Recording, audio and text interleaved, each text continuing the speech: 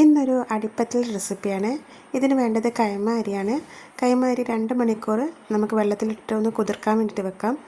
2 മണിക്കൂറിന് ശേഷം അതൊരു മിക്സിയുടെ ജാറിലേക്കിട്ട് ആവശ്യത്തിന് ഉപ്പും ഒരു എഗ്ഗും ഇട്ടതിന് ശേഷം അത് നന്നായിട്ടൊന്ന് മിക്സിയിൽ അരച്ചെടുക്കാം. അരച്ച മാവ് ഒരു പാത്രത്തിലേക്ക് ഒഴിച്ച് ഇത് ആവിയിൽ വേവിക്കാനുള്ള പാത്രം കൂടി നമുക്കൊന്ന് സെറ്റാക്കി വെക്കാം. അത് അടുപ്പത്ത് വെച്ച് ചൂടാക്കിയതിന് ശേഷം മാവ് ഒഴിക്കാനുള്ള പാത്രത്തിലേക്ക് ലേശം എണ്ണ തടവിയതിന് ശേഷം ഇതിലേക്കുള്ള ഫില്ലിങ് നമുക്ക് ഉണ്ടാക്കി വെക്കാം.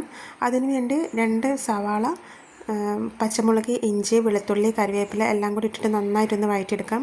1 ടീസ്പൂൺ കുരുമുളക് പൊടി, 1/4 ടീസ്പൂൺ മഞ്ഞൾപ്പൊടി എന്നിവ കൂടി ഇട്ട് നന്നായിട്ടൊന്ന് മിക്സ് ചെയ്തതിന് ശേഷം ഇതിലേക്ക് നമുക്ക് ഒരു പിടി മല്ലിയിലയും കൂടി ചേർക്കണം. വീഡിയോ ഇഷ്ടപ്പെട്ടാൽ ലൈക്ക് ചെയ്ത് സബ്സ്ക്രൈബ് ചെയ്തൊന്ന് സപ്പോർട്ട് ചെയ്യണേ. നമുക്കിനി ഈ മിക്സിലേക്ക് ചിക്കൻ വേവിച്ചത് കൂടി ചേർക്കണം. ഉപ്പും കുരുമുളക് പൊടിയും ഇട്ട് വേവിച്ച ചിക്കനാണ് ഇതിലേക്ക് ചേർക്കേണ്ടത്.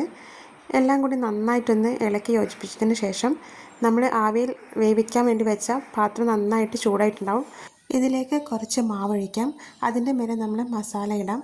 വീണ്ടും അതിൻ്റെ മേലെ മാവൊഴിച്ച് ഇതിങ്ങനെ ലെയറായിട്ട് ചെയ്തെടുക്കാം. ഇതൊരു അരമണിക്കൂറെങ്കിലും ചെറിയ തീയിലിട്ടിട്ട് നന്നായിട്ടൊന്ന് വേവിച്ചെടുക്കണേ.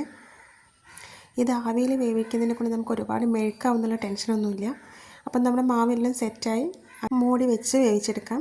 അരമണിക്കൂറിന് ശേഷം നമ്മുടെ അടിപ്പത്തിൽ നല്ല അടിപൊളിയായിട്ട് വന്നിട്ടുണ്ട്. ചൂടാറിയതിന് ശേഷം ഇതൊരു പ്ലേറ്റിലേക്ക് നമുക്ക് എടുത്തു വെക്കാം. ഇത് ഇങ്ങനെ കഴിക്കാനും നല്ല ടേസ്റ്റാണ്. പക്ഷേ ഞാനിതിന് ഒന്നും കൂടി ഒന്ന് അറുപാടാക്കിയിട്ടുണ്ട്.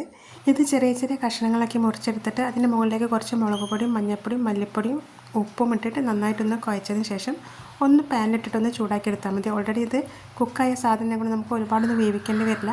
ജസ്റ്റ് ഒന്ന് വറുത്തെടുത്താൽ മതി. അപ്പോഴും സൂപ്പറാണ്. എല്ലാവരും ഒന്ന് ട്രൈ ചെയ്യാം കേട്ടോ.